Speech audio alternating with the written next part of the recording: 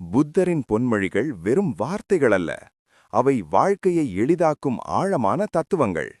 அந்த பொன்மொழிகளை அவற்றின் அர்த்தத்தை விளக்கும் சிறுகதைகளுடன் இப்போது கேட்போம்.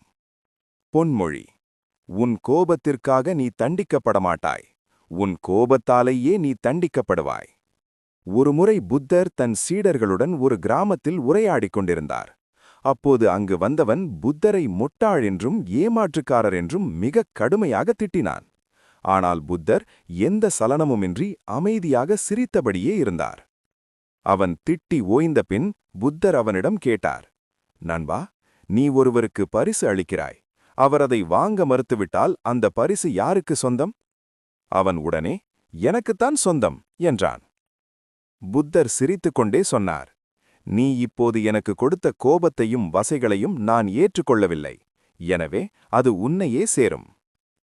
கோபம் என்பது அடுத்தவர் மீது வீசும் நெருப்பல்ல, நம்மை நாமே எரித்துக் கொள்ளும் நெருப்பு. அமைதி உனக்குள்ளிருந்து வருகிறது, அதை வெளியில் தேடாதே.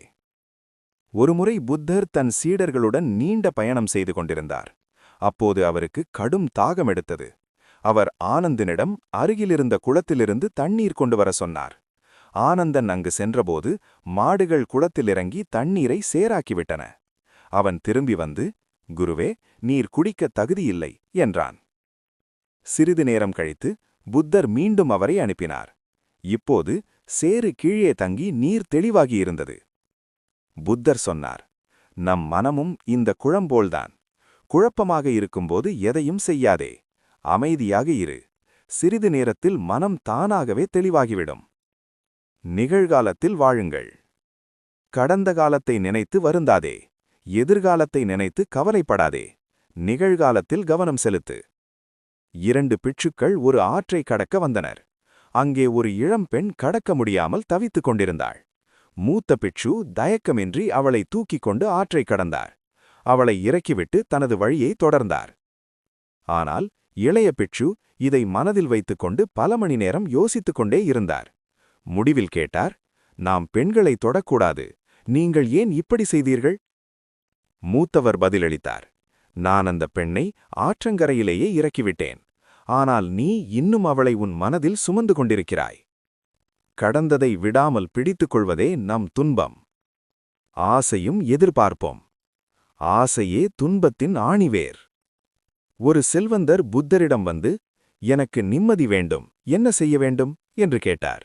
புத்தர் சிரித்துக்கொண்டு சொன்னார், ஐ வாண்ட் பீஸ். இந்த வாக்கியத்தில் நான் என்பது அகங்காரம், வேண்டும் என்பது ஆசை. இவை இரண்டையும் நீக்கிவிட்டால் மீதமிருப்பது நிம்மதி மட்டுமே.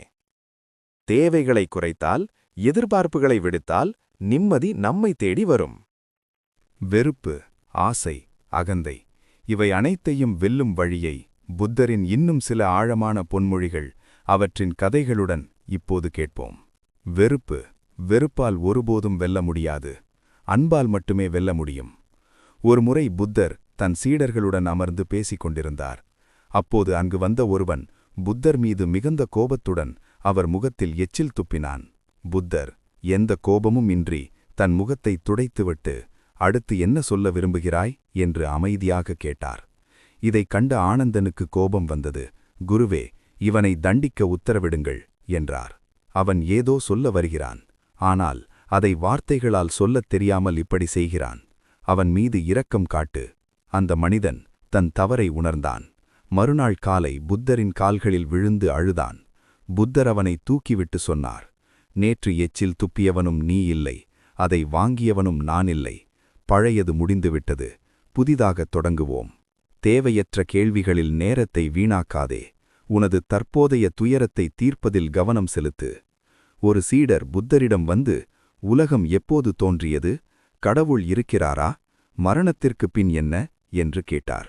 பதில் சொல்லாவிட்டால் நான் சென்று விடுவேன் என்றார். புத்தர் ஒரு கதை சொன்னார். ஒரு மனிதன் விஷ அம்பால் காயமடைகிறான். மருத்துவர் வருகிறார்.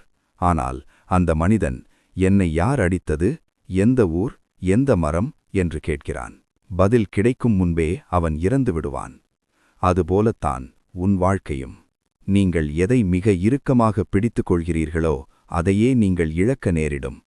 ஒரு வேடன் குரங்கை பிடிக்க ஒரு பானையில் வேர்க்கடலை வைத்தான். குரங்கு கையை உள்ளே வைத்து ஒரு பிடி நிறைய எடுத்தது. ஆனால் அதை விட்டுவிடாததால் கையை வெளியே எடுக்க முடியவில்லை. விட்டுவிட்டால் அது சுதந்திரம், ஆனால் பற்றுதல் அதை பிடித்து வைத்தது. ஒரு மெழுகுவத்தியிலிருந்து 1000 மெழுகுவத்திகளை ஏற்றலாம், அதனால் அதன் ஆயுள் குறையாது. ஒரு பெரிய திருவிழா, ஆயிரக்கணக்கான விளக்குகள். ஒரு ஏழை மூதாட்டி ஒரே ஒரு நாணயத்தில் ஒரு சிறிய விளக்கை ஏற்றினார். இரவில் புயல் காற்று, அனைத்து விளக்குகளும் அணைந்தன. ஆனால் அந்த சிறிய விளக்கு மட்டும் இன்னும் எரிந்து கொண்டே இருந்தது. ஏனென்றால் அது எண்ணெயால் மட்டுமில்லை, அன்பால் எரிந்தது. எதையும் கற்றுக்கொள்ள முதலில் அகந்தையை விடு.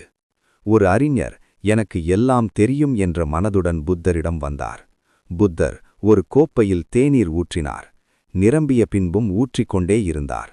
அறிஞர், கோப்பை நிரம்பிவிட்டது என்றார். புத்தர், உன் மனமும் இப்படித்தான் என்று பதிலளித்தார்.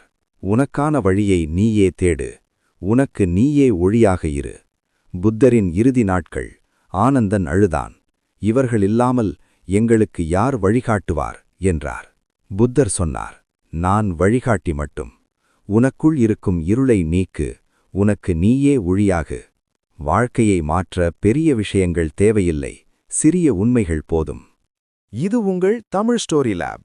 சப்ஸ்கிரைப் பண்ணுங்க, லைக் பண்ணுங்க, பிடித்திருந்தால் உங்க ஃப்ரெண்ட்ஸுக்கும் ஷேர் பண்ணுங்க. உங்க கருத்தை கமெண்ட் பண்ணுங்க. புத்தம் சரணம்.